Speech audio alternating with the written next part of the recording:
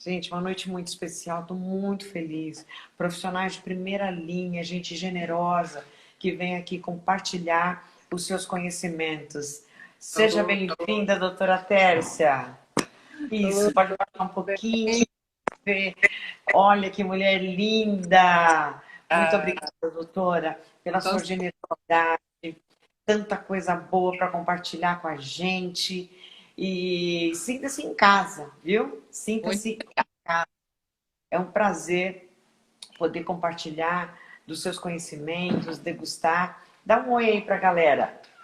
oi, gente, boa noite a todos que estão aqui conosco, recebê-los. Eu agradeço, né, da Rosana por participar, né, desta live. Espero que todos estão bem. Vamos deixar aqui de uma forma descontraída, né, falarmos sobre a questão das nossas emoções, que hoje em dia sempre foi importante, foi necessário, mas principalmente na situação que estamos vivendo agora, de pandemia, de quarentena, isso, na verdade, cristalizou e deixou mais claro ainda o quanto É precisamos verdade.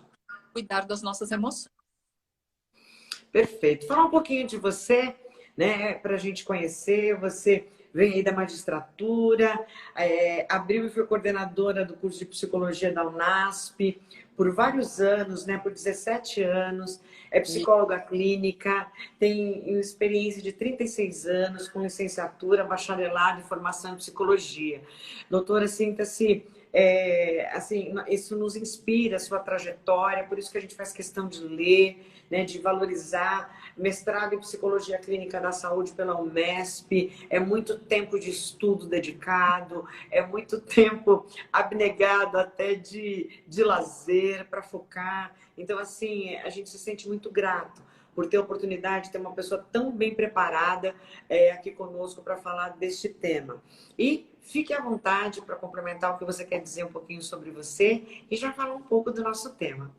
Vai chegando, pessoal. Vai acenando aí no direct e vai enviando para as pessoas. estou vendo um monte de coração subindo, algumas pessoas conhecidas, muito queridas, que estão aí, né, nos prestigiando nessa noite. Eu creio que você já disse algumas palavras e eu gostaria de enfatizar que eu gosto muito de pessoas, eu gosto muito de gente, eu gosto muito de crianças, eu gosto muito da natureza e a natureza humana é uma coisa que sempre me encantou desde criança.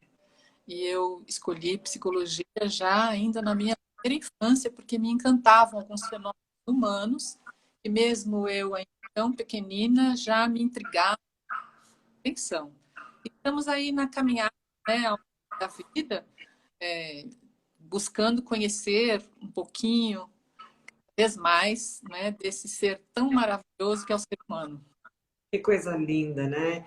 E este é um tempo em que essa realidade de gostar do ser humano precisa ser falada mais vezes, precisa ser incentivada mesmo, doutora, porque, de fato, nós vivemos um tempo de pessoas que não querem se reconciliar, não querem se consertar, e às vezes a gente nem está falando daquelas pessoas, mas dessas pessoas, né? Nós Também, procurar nos desenvolvermos a cada dia, o equilíbrio de tudo. Então, essas muitas emoções dentro de nós.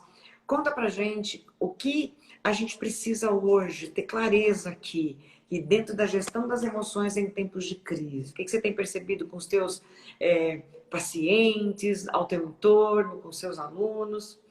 Rosana, o que eu gostaria de levantar, assim, jogar uma peteca em cima, é pegar a primeira palavra, tema que você tão brilhantemente escolheu, que é a gestão. O que é gestão?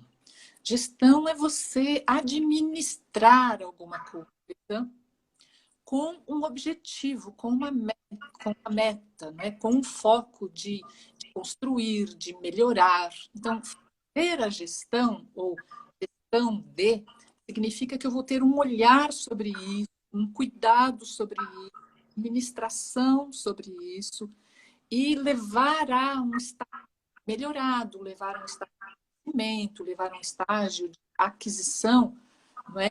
Benefícios, de melhorias. Então, a gestão das emoções é este olhar tão específico sobre o cuidado e gerenciamento das emoções, tá? E o que é emoção? Todo mundo sente, mas às vezes é muito difícil de explicar o que. Porque Verdade. a emoção é um evento, né? É uma mistura biológica, porque ela vem acompanhada de sensações físicas, junto com sentimentos. Uau! Uhum. Então, e como que acontece isso? Acontece sempre que a gente entra em contato com alguma coisa, com um evento, com uma fala, com uma pessoa. E estes eventos, com um pensamento, até um pensamento pode me gerar uma emoção, tá? Uma memória, por exemplo, pode me trazer, né? Dependendo de como foi a construção dessa marca que criou em minha memória um engrama mnemônico, né? Uma telha que me marcou, essa lembrança pode ser uma lembrança positiva ou negativa. A tendência do ser humano é marcar ou ser marcado por emoções com intensividade do impacto. Então, o que mais nos marca, mais nos cria impacto, infelizmente, porque é mais intenso, são as emoções negativas, por incrível que pareça. Tá? Então, a gente grava com mais vivacidade, geralmente, aquelas mais dolorosas, as marcas que nos dão medo, as marcas que interferem na nossa segurança, por exemplo, que nos ameaçam. Então, é que marcam mais. Tá? Então, a Doutora gente Tércia, me permita uma intervenção. pois Você me é. despertou uma curiosidade, que na verdade a maioria de nós, se não falou, já ouviu alguém dizer. Poxa vida, você me lembra mais o que eu deixei de fazer do que o que eu fiz. As coisas. Então, isso tem um sentido científico, então. A gente tem que entender que isso é uma realidade e muitas vezes o nosso comportamento tem que ir contra um instinto natural, que é ver e sentir aquilo que pior nos causa. Isso é interessante. E o Ah, pessoal que está chegando agora, o nosso ah, jeitão aqui na Jornada da Transformação, todas as vezes que a doutora Tércia fala alguma coisa muito legal, que te gera insights, que você gosta, você escreve aí, ó, uau, manda coração, fica aqui com a gente dando esse feedback para nós, tá bom? Continua, doutora, que tá uma delícia. Eu tô aqui gerindo as minhas emoções, porque tá muito gostoso. vamos lá. Você falou uma coisa muito interessante, que geralmente é bem recorrente. A gente tende a ficar cobrando dos outros e às vezes de nós mesmos, geralmente o que falta, o que não está. Às vezes eu brinco, eu digo que é o efeito pica-pau. Às vezes eu falo para alguns pais, para alguns cônjuges, né? Olha, cuidado para não ficar no efeito pica-pau. O que que é? É ficar bicando sempre no mesmo lugar, dizendo Hum, sempre aquilo que falta, tá? Então, isso tanto faz mal para a pessoa que está fazendo, porque ela fica se nutrindo e se alimentando, né, daquele ranço, da ação ruim, que não está sendo satisfeita, como ela também provoca isso no outro.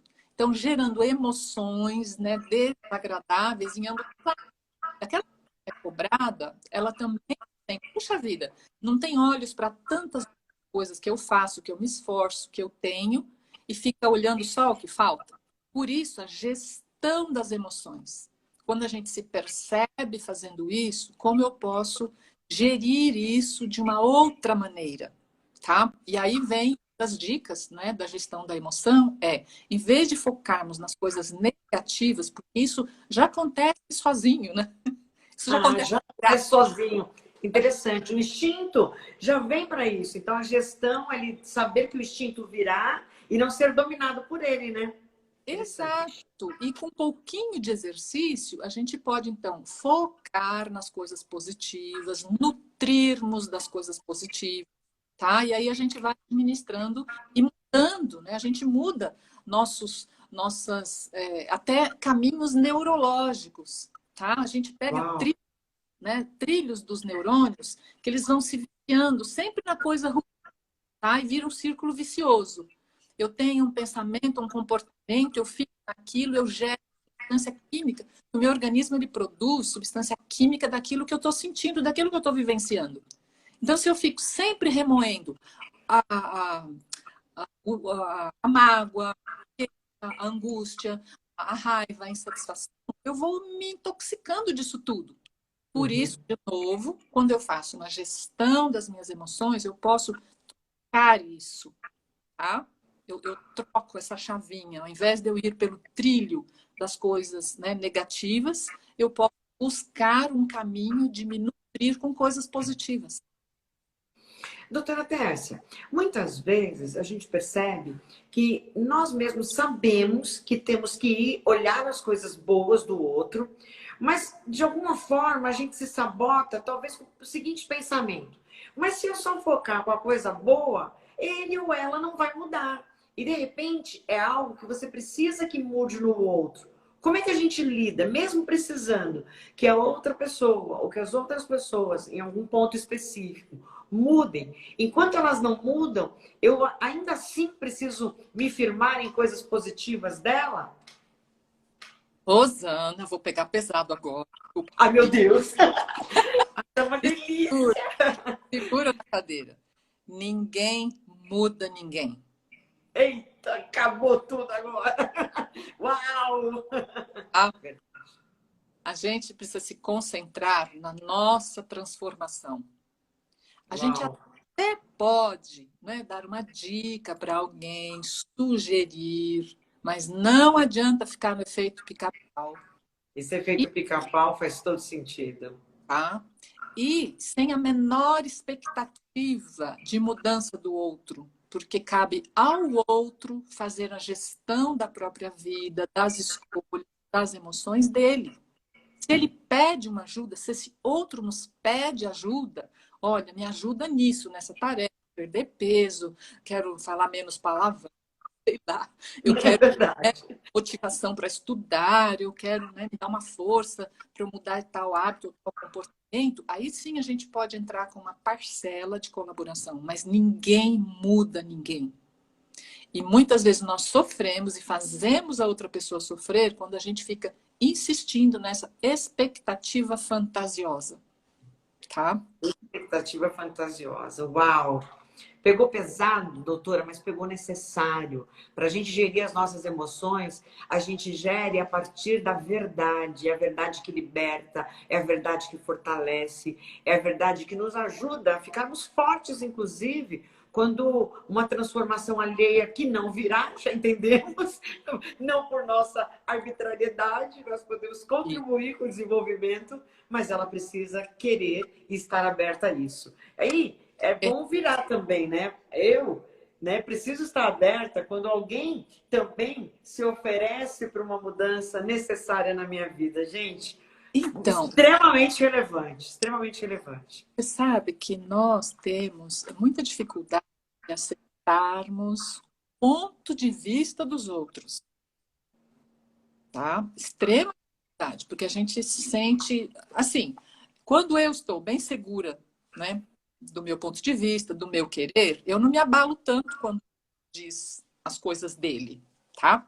Mas geralmente temos inseguranças nossas e quando o outro fala alguma coisa, a gente reage forte, tá? Então, o que eu estou querendo dizer com isso? Que a gente precisaria desenvolver maior tolerância para ouvir a opinião do outro, ouvir o ponto de vista do outro, sem necessariamente eu ter que desmanchar o meu.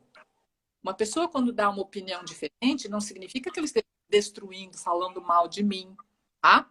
Então, a gente precisaria também, né, vou sempre voltar nessa temática, uma gestão das emoções, quando eu administro isso. A gente precisa aprender a aceitar, admitir e suportar a opinião do outro. O que significa isso? Eu preciso admitir que a minha opinião ela é verdadeira, é a minha verdade, eu, né, tenho convicção daquilo, mas não é a verdade plena, absoluta. Porque o outro pode ter um outro ponto de vista daquilo. Só Deus é onipotente, onisciente, onipresente, tem todas as verdades. Tá? Fica a dica, né? Fica a dica. Extremamente relevante, extremamente importante. E, doutora Tércia, então a questão da empatia, ela é um desafio. para todos nós. É, Para alguns mais, para os outros menos. Aliás, até o exagero da empatia pode até significar uma patologia, não é verdade? exato, Né? porque o Tanto exagero. pensar no outro sem pensar. Então, conta um pouquinho para a gente, eu não sei se agora ou depois, fica à vontade, sobre isso. Olha, a empatia é interessante. Durante muito tempo, definiu-se a empatia como a capacidade de colocar no lugar do outro. Ok, já é um grande desafio, muito difícil, tá, para um grande número de pessoas me colocar no lugar do outro, mas lembrando que, quando eu digo isso, ainda serei eu no lugar do outro, Sim. com os meus pensamentos, os meus sentimentos, as minhas emoções, no lugar do outro. Mas já é um grande passo, tá? Então, empatia é um pouquinho além disso. É como aquele outro reage, sente e vê no lugar dele, Uau! Uau! mais profundo ainda. Mais Mas profundo. tem uma notícia boa, a gente pode desenvolver, pode treinar, né? Pois Aos é. pouquinhos a gente pode, a gente para de olhar para o nosso próprio umbigo e a gente levanta para enxergar o outro, tá? E considerar a opinião, a as escolhas do outro. Não estou entrando aqui nem no mérito do certo, do errado, tem razão, Entendi. tá? É a possibilidade de enxergar este outro. E aí eu começo a desenvolver a empatia, que vai fazer com que eu me vincule a ela, tá? Tem um livro, né, que, aliás, mais de um que tem essa temática de como a gente lida com vampiros emocionais, tá? Poxa, esse tema é interessante. Que são pessoas que sugam, né, nosso bem-estar, nosso positivismo, mas mesmo assim a gente pode desenvolver a capacidade de enxergar este outro. Por que é assim? Quando a gente se aproxima da pessoa, tem uma fala, né, de um psicólogo que ele diz o seguinte: nós precisamos aprender a aceitar a parte da nossa loucura. Uau! Quando a gente faz isso, a gente aceita melhor a loucura do outro, tá? Porque pessoa normal é aquela que a gente ainda não conheceu. Porque todas as que a gente conhece, inclusive nós mesmos, temos, Perfeito. né, as nossas dificuldades, temos a nossa loucura. O ditado popular, né, os ditos populares são extremamente sábios. Diz que de médico e louco todo mundo tem um pouco. Então, a gente Uhum. vai tentar, né, se dar conta da nossa loucura. E a empatia, né, só fechando um pouco, a empatia pode nos ajudar a ter mais tolerância, mais compaixão para esse outro, tá? Então, olha só, você diz que a empatia é aceitar, olhar e considerar a emoção do outro, ainda sem o julgamento de certo ou errado, de prejudica ou não me prejudica, porque aí eu acho que é uma outra análise, né? Que não Isso. substitui a empatia, pelo contrário. Mas o autoconhecimento, ele tem correlação com a empatia? Quanto mais eu me conheço, isso me beneficia a ser uma pessoa empática ou não há interferência nesses dois temas? Rosana, tremenda interferência, tá? Por exemplo, quando alguém busca terapia, geralmente a pessoa busca por três razões. Ou ela busca para um autoconhecimento, Tá. ela não é significativa, mas não é tão grande, quando a pessoa busca um autoconhecimento. A segunda parcela é quando ela tem crises, mal-estar, ela não está bem, então ela busca porque ela está mal, tá? E um terceiro grande grupo de quem busca terapia é porque ela veio indicada por um profissional da saúde, que a pessoa já está bem malzinha, né? Então, ela é meio, às vezes ela nem quer o processo de tratamento, mas ela é encaminhada para. Então, Entendi. né, por que eu estou fazendo esses preâmbulos todos? Quando essa pessoa vem para a terapia, a gente faz uma pergunta básica. O que é que você quer? Você quer arrumar a mesa? Que você quer arrumar isso aqui que está na frente. Você quer arrumar a sala, fazendo uma analogia da vida, das emoções, dos sentimentos. Ou você quer arrumar a casa? Uau! A mesa, a sala ou a casa? São três amplitudes diferentes. Das suas questões internas, tá? E o autoconhecimento, ele vai perspassar por esses três níveis. Eu posso ter um autoconhecimento superficial de mim mesma. Eu posso entrar em camadas um pouquinho mais profundas e eu posso adentrar meu autoconhecimento. E quanto mais eu me conheço, mais eu tenho capacidade de lidar com o outro, por incrível que pareça. Tá? Então, quando você me pergunta, a empatia tem a ver com E total interdependência, né? Tem. Porque quando eu me conheço, eu lido melhor com as minhas emoções, eu faço essa gestão das emoções cada vez melhor, e aí eu também tenho uma facilidade maior de lidar com as pessoas. Tá? E vem cá. Oi. Mas a gente vive se sabotando, né? Ou sabotando os outros. Então, assim, eu me lembrei agora de um texto bíblico muito conhecido, que é de Caim e Abel, quando recebem o feedback de Deus, que uma oferta era aceita, a de Abel recebeu um like de Deus, e a de Caim precisava arrumar. E Uhum. o texto hebraico diz o seguinte, que Caim se entristeceu, meio que se enfureceu, ao ponto de baixar o semblante, de mudar a cara, como nós faríamos hoje. Muda. Ou seja, receber críticas, sejam elas certas ou erradas, como nós precisamos gerir as nossas emoções frente a isso? Às vezes eu concordo que elas vêm de uma maneira tão horrível, até o que é certo, que isso dificulta um pouco a gente. Mas assim, isso a gente não tem controle. Não dá para pôr todo mundo numa sala e ensinar a dar feedback para você. A gente aprende a dar feedback, tenta dar feedback da melhor forma possível, mas não dá para pedir para todo mundo. Como eu preciso reagir no tocante a gerir as minhas emoções para tentar tirar aquela raiva da forma e não ofuscar a causa. Porque muitas vezes a causa daquela crítica, ela é real. Mas a maneira pela qual ela vem e o jeito que a gente lida não é bom. Como que você ajuda a gente a distinguir isso, doutora?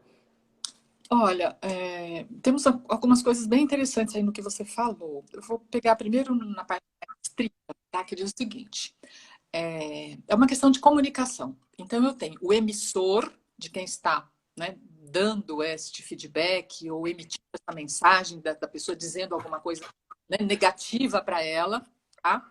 E eu tenho o receptor. Quem emite essa mensagem precisa ser responsável com o conteúdo que ele está dizendo, com a forma como ele está dizendo, tá? Então, minimamente, tá? Então, com o conteúdo, com a forma, com o jeito que ele emite isso. O receptor também tem a sua responsabilidade de como ele vai receber isso que está sendo dito a ele, ou essa mensagem, e como ele vai interpretar, tá? Perfeito. Então, vamos... imagina, às vezes eu uso esse exemplo no consultadinho aí, eu passo por você e digo assim, nossa, como você está pálida hoje, Rosana. E vou embora. Uhum. Eu, emissora da mensagem, disse isso, disse para você, por alguma coisa que eu ouvi, eu percebi, e vou embora. Tá. E aí você fala, nossa, olha como a Tércia é uma boa profissional, ela é atenciosa, olha, ela prestou atenção em mim, ela me olhou, puxa, ela fez uma observação, é mesmo, hoje eu não dormi muito bem essa noite, então, puxa, olha como a Tércia é legal, tá? Tá. Exemplo 2, você tá aí sentadinha, eu passo, digo do mesmo jeito, no mesmo tom e passo, e você diz assim, nossa, como a Tércia é chata. Quem pensa que ela é? Ela tá me chamando de doente? Quem ela pensa que é para me chamar? Tá me ofendendo? Você fica falando mal de mim? Ela vai cuidar da vida dela. Por que ela fica falando mal de mim? Tá? Então, voltando um pouquinho na sua pergunta, como a gente administra isso? Eu preciso cuidar deste emissor da mensagem. É verdadeiro o que ele está dizendo? O conteúdo é real? Tá? Ele fez um jeito, porque às vezes mencionou. O que ele está dizendo é verdadeiro. Pode falar de um jeito, não é, que machuca, um jeito que humilha, um jeito que respeita, tá? E o receptor é muito melindroso. Qualquer coisa que diga ele vai interpretar malmente. Quando a pessoa não está bem, ela tem a tendência de interpretar tudo com o óculos escuro dela, tá? Então, Ok. a gente estaria, voltando na sua questão, a gente teria que cuidar tanto do emissor, para ele dê esses feedbacks de uma forma mais saudável, mais adequada, e também cuidar do receptor. Olha, você precisa assumir, tá, a responsabilidade pela sua parte da coisa. Não é isso mesmo? Você não chegou atrasado, ou você não está fazendo o trabalho que você ainda não entregou, ou realmente você não se esquiva ou não foge das pessoas, como você quer que as pessoas te acessem se você também não facilita, tá? Então, teríamos que trabalhar essas duas vertentes. Doutora, já tem algumas perguntas. Podemos? Claro, vamos ver se a gente consegue, né, dar conta de respondê-las. Olha só, uma pessoa pergunta o seguinte: qual a importância da inteligência emocional para os profissionais atuais? Então, o grande precursor estudioso das inteligências emocionais, ele tem outros discípulos tanto depois disso, quanto mais eu tenho condições de desenvolver as minhas inteligências, não só a emocional, mas todas as outras, a gente sempre tem um Perfeito. pouquinho de cada uma, e a gente só, voltando, a gestão das emoções também advém desenvolver as nossas habilidades plenas, tá? Porque no círculo vicioso da tristeza, Perfeito. da angústia, do negativo, que a gente não desenvolve outros potenciais que a gente tem, mas ficam lá enterrados, tá? Então, voltando. É muito complicado se eu, como profissional, sou destituída dessas inteligências ou eu não desenvolvi essas inteligências, vai ficar um pouquinho mais difícil, não digo que seja impossível, mas vai ficar um pouquinho mais difícil de eu ajudar o outro a enxergar, a desenvolver, a potencializar a sua inteligência. Então, eu creio que é urge, né, aos profissionais hoje da saúde, tantos quantos lidem com as questões emocionais, que eles desenvolvam as suas próprias capacidades para que eles possam, instrumentalizados disso, ajudar os outros. Principalmente Então, agora, em situações de emergência, de pandemia, tá? Então, imagina se eu, psicóloga, começo aqui a me arrancar o cabelo, tá apavorada, desesperada, né? Porque eu estou fechada, porque eu estou trancada, que eu não posso sair de casa. Então, como eu vou poder ajudar o outro? Tá? verdade. Ou seja, o autoconhecimento me parece fazer parte do eixo e da estabilidade de todos nós. Porque quando Exato. eu me conheço, eu pelo menos percebo que eu estou fora do eixo. Não quer dizer que eu nunca sairei, né? Nunca deixarei de ser equilibrada, mas me permitirá ter insumos para, peraí, tenho que voltar, não é assim, Rosana, que faz. Muito bom. Há uma outra pergunta aqui. É. Como melhorar? Olha, tem tudo a ver com o que a gente acabou de falar. Como eu posso melhorar na jornada do meu autoconhecimento? Então, ok, já temos clareza de que o autoconhecimento é uma jornada. Até porque, doutora, é conhecer-se e reconhecer-se, né? Porque a gente também vai mudando, a gente também vai reagindo diferente. Como é que a gente pode, saindo dessa live aqui, ter clareza de que o meu autoconhecimento é algo tão precioso que eu preciso, de fato, imergir nessa jornada? Olha, a Bíblia tem um texto muito curtinho e taxativo. Conhece-te a ti mesmo. Tá? Uau, verdade. E como a gente faz isso? A gente faz isso olhando para nós mesmos, olhando no espelho, mas não com aquele olhar dramático, não com aquele olhar do algoz, sabe? Um olhar realista do algoz. Nós temos muitos monstros na nossa mente sobre a gente mesmo. A gente tem distorções da nossa autoimagem muito severas, muito significativas. Às vezes eu dou sugestão para alguém, né? Até no processo terapêutico. Olha, vá para um lugar público.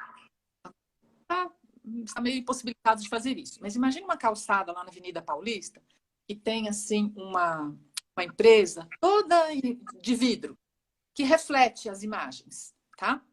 Então, eu sugiro, dá uma paradinha ali, fica olhando você e olha também as outras pessoas. Veja se você é tão diferente assim, tá? Então, como que eu me conheço? Me conheço me olhando, eu me conheço prestando atenção aos meus gostos, o que, que eu gosto, o que eu não gosto. Eu fico. Eu posso ler quais os pensamentos que combinem comigo ou não, quais as áreas que eu desenvolvo e que eu tenho mais habilidade de desenvolver.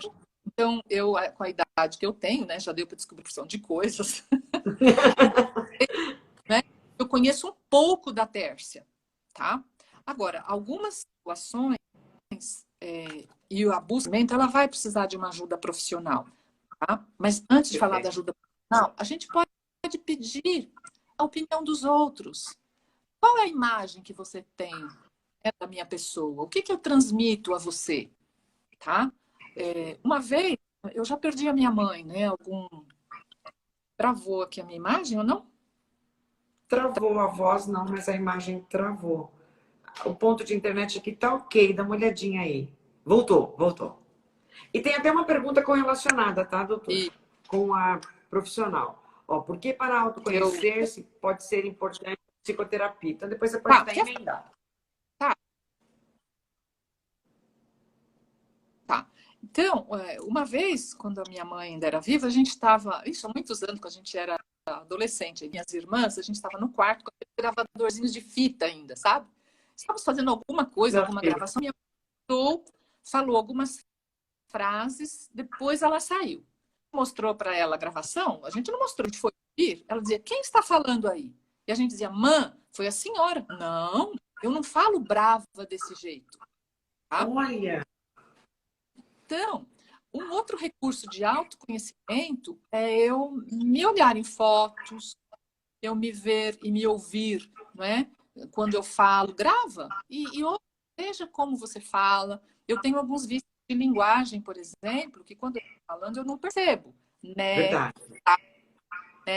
tá, vício de professora, porque a gente precisa falar o tempo todo e manter a atenção do aluno inteiro, a gente desenvolve esses vícios de linguagem. Quando eu estou falando, eu não percebo, mas quando eu gravo, eu ouço, falo, opa, Tércia, atenção, tá? Então, esses são alguns dos poucos, né? Eu posso perguntar para pessoas qual a impressão que você tem de mim, que eu lhe causo, tá? Assim por diante. Mas, indo um pouco mais além, o processo terapêutico é uma grande ferramenta do que vai, né, propiciar esse autoconhecimento, entrar numa camada um pouco mais profunda desse conhecimento que eu tenho de mim mesma, tá? Eu não sei o que ficou da pergunta. Você pode? Por que para autoconhecer-se pode ser importante a psicoterapia? Você já deu até um enunciado dizendo por que vai mais profundo. Aí, não sei se você quer complementar com alguma coisa, doutora. Isso. Eu gostaria de dizer algumas coisas, então, sobre essa questão do processo terapêutico, né? Por que o autoconhecimento é importante? Porque eu posso prever e controlar os meus comportamentos, inclusive os meus pensamentos. Eu não posso evitar que eles venham, mas que direção eles tomam, eu posso conduzi-los. Então, a terapia não vai nisso e o autoconhecimento também. Que nem tudo é destino. Nós somos os pilotos da nossa vida. Então, o autoconhecimento também vai me fazer tomar a rédea. Tá? Eu que dirijo a minha vida, não ficar esperando. Hoje em dia as pessoas esperam muito dos outros para então, né, de uma forma reativa, eu tomar conta da minha vida.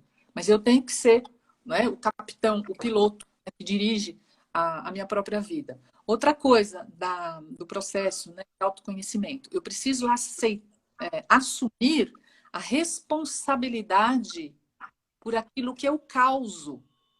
Uau! Seja positivo, quer seja negativo. Isso também é autoconhecimento. Eu preciso saber o impacto que eu causo no outro. Tá? Uma outra, ter propósitos mais profundos. Se a gente não se conhece, a gente vai empurrando. Né? Desculpa o termo, mas sabe a música Zeca Pagodinho, a vida me levar, leva, tá? A gente Aham. acaba fazendo isso para chegar onde eu não quero, onde eu não espero, onde não almejo. E às vezes eu fico olhando, né? No Facebook, no Instagram, nas redes, eu falo, nossa, por que que o outro é tão feliz e eu não? Porque eu não peguei as rédeas da minha vida e me levei até aonde eu quero, não me levei, não me conduzi para a felicidade. Nossa, eu Tudo. não me lembro, embora eu acredite muito no que você está falando, doutora, e também incentive as pessoas, mas eu não me lembro de ter falado algo na primeira pessoa. Eu me leve. Gente, isso é profundo demais. Eu me Hum, leve a algum lugar.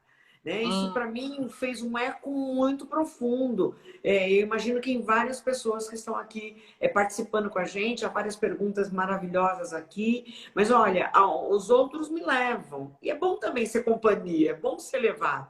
Mas o tocante ao que a doutora Tércia está falando, assim, é a condução da nossa vida. Então, assim, às vezes a gente se deixa violentar, né? Essa é a questão. Por não exatamente. autoconhecer-se, por não fortalecer as nossas emoções, para que a gente possa também, junto com a comunicação, conseguir exteriorizar isso de uma maneira agregadora.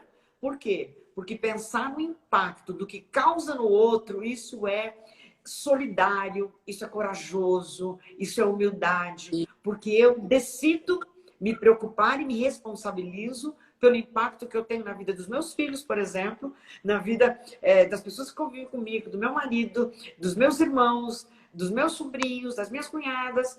Ou seja, nós estamos num momento em que o fortalecer autoconhecimento é um imperativo para continuar bem, para superarmos tantas coisas que estão acontecendo, né, doutora? Excelente, excelente. Com certeza. Ô, Rosana, e essa quarentena, para um grande número de pessoas, possibilitou esse olhar introvertido, né? Introverter-se, verter-se para dentro. Então, Uau. possibilitou, não é, a se deparar consigo mesma, promover para algumas pessoas o encontro consigo mesma. Porque às vezes na correria, no trabalho, você deixa isso de lado e você entra no piloto automático, vai trabalhar, vai cuidar de filho, vai, né, pegar trânsito, paga contas e, né, atende o chefe e assim por diante. E, de alguma maneira, a quarentena possibilitou para uma parcela de pessoas esse encontro consigo mesmo.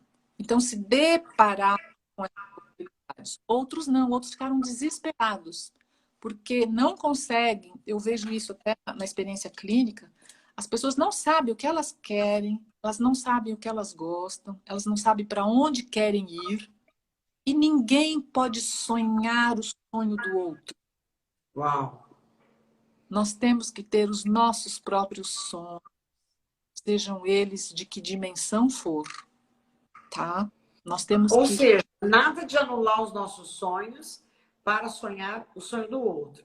O que eu penso é que saudável é quando eu apoio o sonho do outro e vibro com ele como se fosse meu, que é o exercício da empatia, né? Isso, Mas há uma premissa de que eu também preciso sonhar. Eu não posso sonhar o sonho do outro e achar que esse sonho é legitimamente só meu. Perfeito. exato.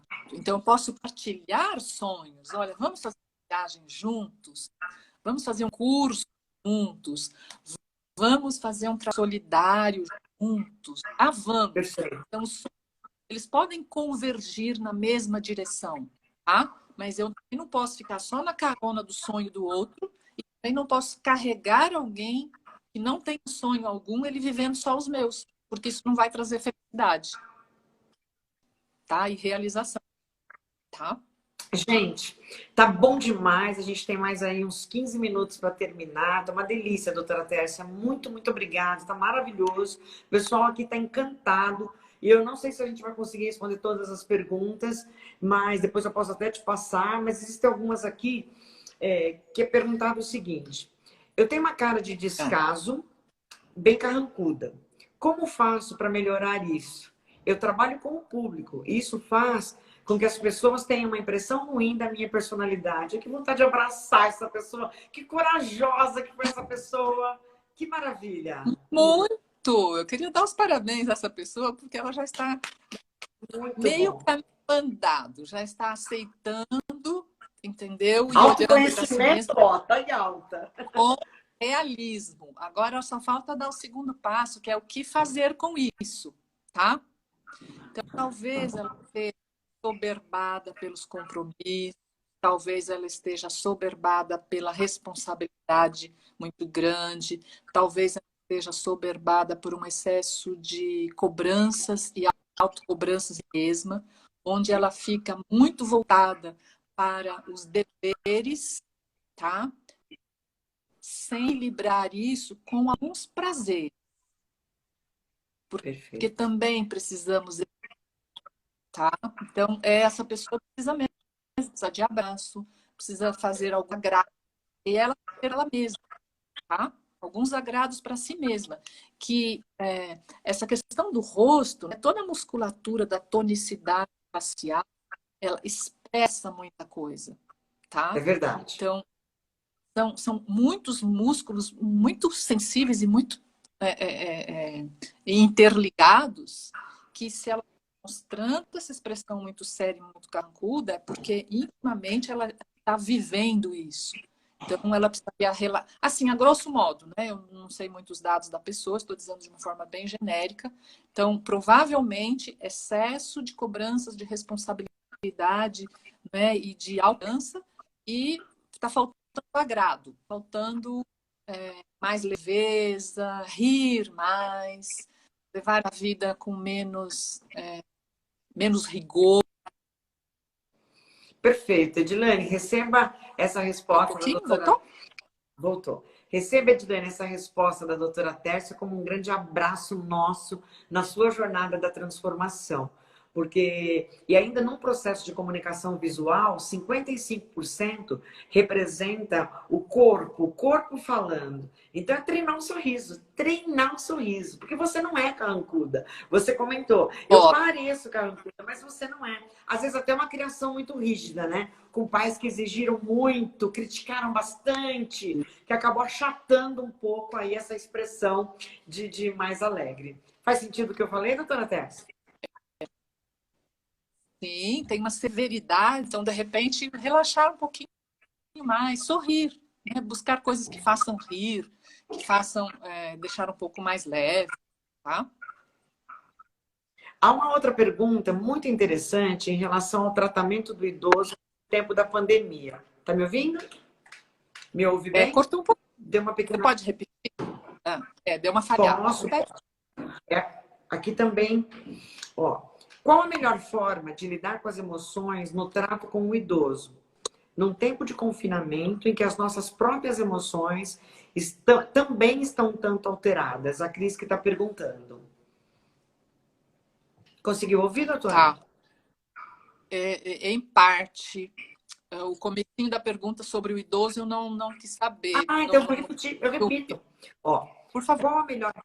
qual a melhor forma de lidar com as emoções no trato com o idoso? Num tempo de confinamento em que também as nossas emoções estão tanto alteradas. A Cris que fala. Uhum. Oi, Cris. De alguma maneira, os idosos têm sido o foco, né, de grandes preocupações hoje em dia. Vou dizer uma coisa. Aquele idoso que, na vida, sonhou, usou sonhos, viveu de uma forma mais leve, até na velhice, ele também é de mais fácil manejo, tá? Porque a Tá? vida, ela sempre tende à homeostase. Se eu não vivi bem antes, agora a vida fica me cobrando viver muito bem, tá? Olha, Então, interessante. às vezes, um idoso muito crítico, um idoso muito difícil manejo, se a gente olha para trás, tá? Eu estou dizendo sempre o genérico, né? Provavelmente alguns sonhos, algumas realizações ele não fez. Mas vamos lá, como é que a gente lida com isso? Às vezes, a gente precisa priorizar. Sabe aquela mensagem que podia andar de avião, não é? Era nos orientado. Se houver despressurização da cabine, máscara cairão, você põe primeiro em você e depois você ajuda alguém, tá? Então havia uma prioridade. quando a gente trata com o idoso, a gente tende a, primeiro, acudi-lo. Sabe assim, mulheres e crianças primeiro, os idosos primeiro, vaga de estacionamento é para idoso, na fila para idoso. Então, se eu estou nervosa e tenho um idoso nervoso, de alguma maneira eu preciso dar uma engolida no meu nervoso, se está médio, e atender ao idoso, tá? Agora, a gente não tenta fazer isso o tempo todo. Então, eu também vou precisar de razão, ou também vou ter que cuidar das minhas emoções. Em outro momento, não vai ser com o idoso, eu vou ter que buscar uma outra fonte, tá? Para eu trabalhar, abafar, ou ajustar as minhas emoções para depois entrar em contato com esse idoso, tá? Eu não sei se eu consegui responder a pergunta, mas eu, né, resumindo assim, entre aspas, nessa fase, o idoso teria uma certa prioridade de atenção. É isso que, resumidamente, eu diria. Tá difícil fazer isso? Esse relacionamento está muito complicado? Então, suspenda um pouquinho e vai cuidar deste cuidador. O cuidador do idoso também precisa de cuidado, tá? Ele não pode ir para a guerra, ele não pode ir para a guerra sem nenhuma ferramenta. Nu, assim. É verdade. Então, ele também precisa se equipar realmente para poder cuidar do outro. Tá? Perfeito. Há uma pessoa aqui, Vivi de Oliveira, ela faz uma afirmação, né? Na verdade, a gente precisa desconstruir os elogios demasiados. E eu quero pegar esse gancho que a Vivi nos trouxe para dizer o seguinte: qual é o papel do elogio na gestão das emoções? Tanto da maneira que nós reconhecemos no outro e expressamos esse elogio, quanto no recebimento. Tanto no excesso, quanto na falta. E o equilíbrio disso tudo. Então, qual o papel do elogio dentro da gestão da emoção? Ele é importante? O Vivi, você trouxe, né, como todas as participações aqui, muito interessantes. Estou vendo alguns amigos, minhas irmãs. Ai, que Uma irmã de delícia. Washington, ela entrou aqui, está nos assistindo, tá de longe. Estou vendo alguns amigos também, muito bom. Muito obrigada aí pela participação aqui conosco. Ô, Vivi, eu diria o seguinte: a nossa autoestima, ela é formada, ela é mantida e ela é nutrida por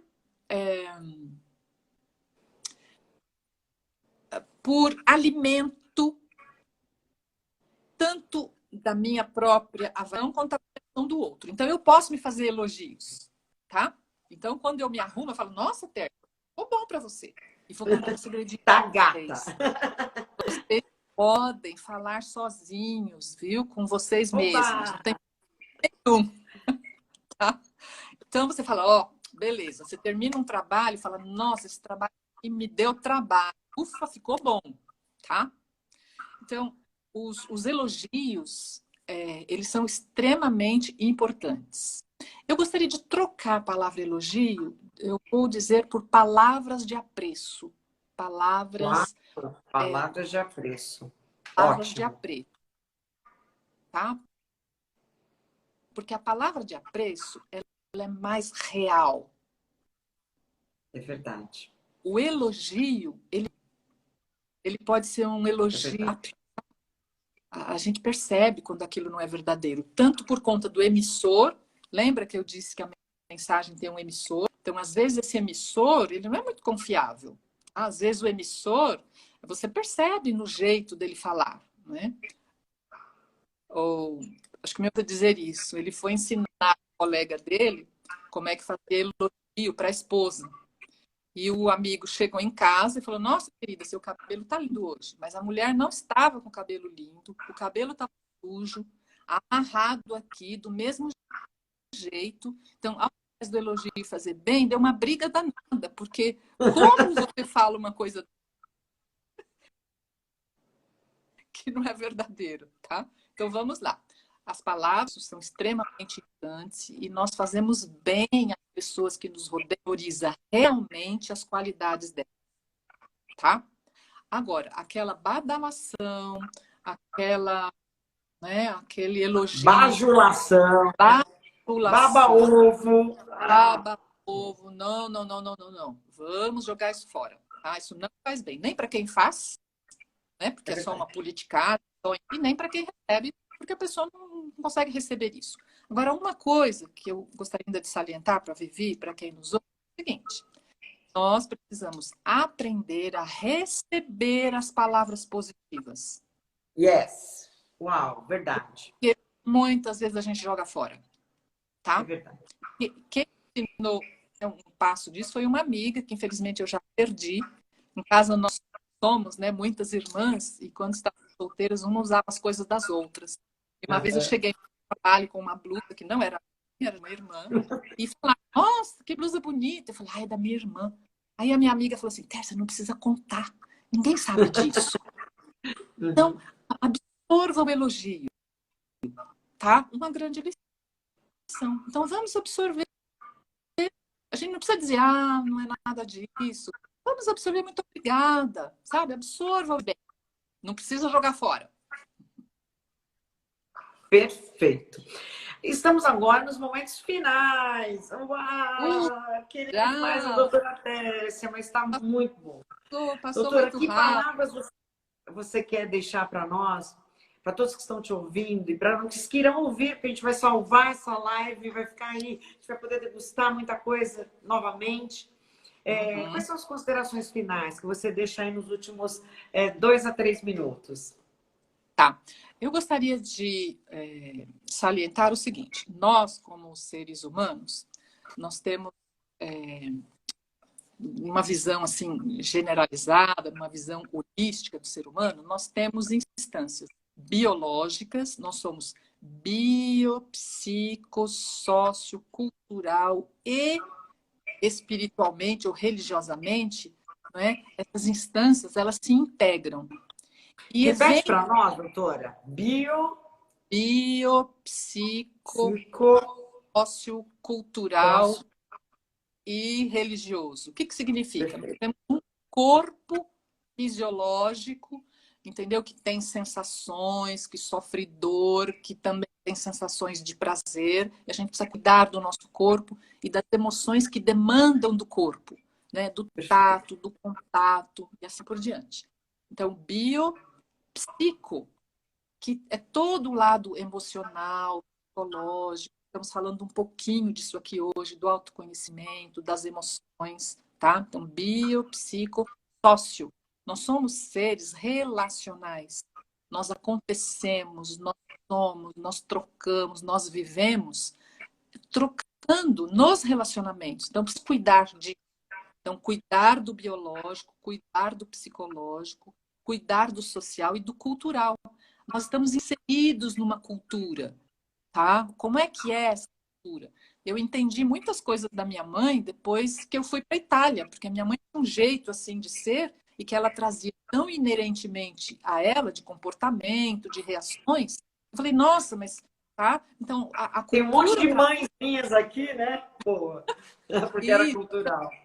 tem coisas que a gente carrega na cultura e às vezes a gente não entende o outro, tem dificuldade de lidar com o outro por conta de aspectos culturais, inclusive eu mesmo, tá? E a instância espiritual, religiosa, o sentido da vida, a missão que eu tenho comigo mesmo, na família, no trabalho, qual será o legado que eu vou deixar na minha presença neste mundo, tá? E as questões, não é, dessa transcendência da minha relação com o ser superior. Tudo isso faz parte. Então, a gestão das emoções tem a ver com este olhar, não é, para todas essas áreas. É complicado, por isso que às vezes a gente precisa, não é, de ajuda profissional para lidar com tudo isso, que é mãos à obra, que tem muita coisa a ser feita. Que coisa boa. E a professora Cris Masson gentilmente colocou biopsico, sociocultural e religioso. Muito obrigada, Cris, pela sua Muito contribuição. Pessoal, a gente obrigada. está encerrando por aqui para nós podermos gravar e distribuir isso para muita gente. O fuso horário da Terezinha, né? Onde que ela está, Terezinha? Ela está em Washington. Está em Washington, um beijo no seu Ela coração. Nós somos apaixonados pela doutora Tércia, agora virarão mais fãs, admiradores do seu trabalho e principalmente de quem você é.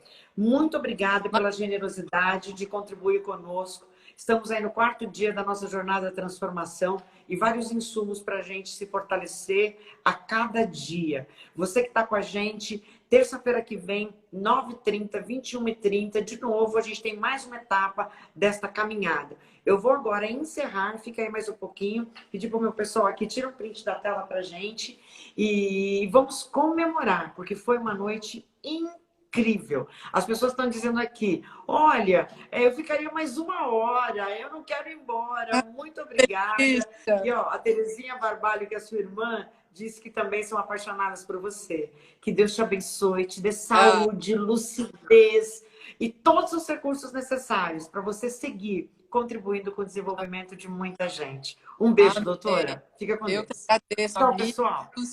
Foi ser. Desculpa, pode falar. Amigos e familiares.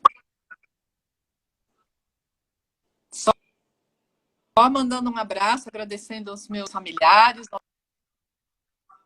aos amigos,